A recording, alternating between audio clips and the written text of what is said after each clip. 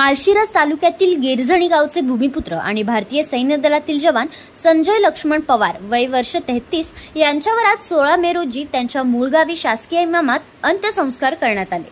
पश्चिम बंगालमधील बागडोगरा येथे कर्तव्यावर असताना 13 मे रोजी शहीद झालेल्या या वीर जवानाला हजारो ग्रामस्थ, माजी सैनिक आणि नागरिकांनी अश्रूंच्या डोळ्यांनी अखेरचा निरोप दिला।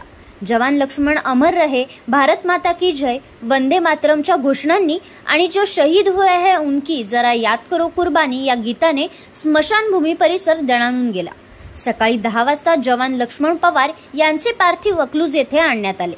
अकलूजच्या महर्षी चौकापासून गिरझणीपर्यंत तिरंग्यात लपेटलेले त्यांचे पार्थिव सजवलेल्या रथावर ठेवून अंत्यदर्शन मिरवणूक काढण्यात आली। या मिरवणुकीत माजी सैनिकांसह हजारो नागरिक सहभागी झाले। रस्त्याच्या दुतर्फा उभ्या असलेल्या ग्रामस्थांनी पुष्पवृष्टी आणि पुष्पचक्र अर्पण करत शहीद जवानाला आदरांजली वाहिली।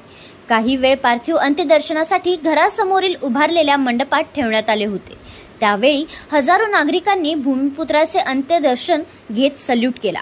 राहत्या घरापासून अंत्ययात्रा काढून गिरझणी येथील स्मशानभूमीत जवान लक्ष्मण पवार यांचे पार्थिवावर अंत्यदर्शन करण्यात आले। जवान पवार यांचे बंधू विकी पवार यांनी चितेला अग्नी दिला। यावेळी सोलापूर ग्रामीण पोलीस दलाकडून बंदुकीचा 24 फेऱ्या हवेत झाडून मानवंदना देण्यात आली।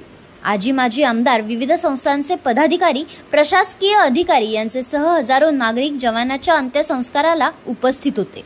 मिरवणुकीनंतर पार्थिव गिरझणी येथील राहत्या घरी आणण्यात आले। यावेळी जवान पवार यांच्या आई-वडील, भाऊ बहीण आणि कुटुंबियांचा शोक अनावर झाला। काही काळ पार्थिव घरासमोरील मंडपात अंत्यदर्शनासाठी ठेवण्यात आले, जिथे हजारो ग्रामस्थांनी आपल्या गावच्या सुपुत्राला सलाम करत अश्रू भरल्या डोळ्यांनी निरोप दिला। यानंतर अंत्ययात्रा गावाकडील स्मशानभूमीकडे निघाली। जवान पवार यांचे बंधू विकी पवार यांनी चितेला अग्नी दिला। लक्ष्मण पवार भारतीय सैन्य दलात नायक या रँकवर पश्चिम बंगालमधील बागडोगरा येथे कर्तव्य बजावत होते। 13 मे रोजी कर्तव्यावर असताना त्यांचा मृत्यू झाला। त्यांच्या बलिदानाने गावासह संपूर्ण सोलापूर जिल्ह्यात शोककळा पसरली आहे।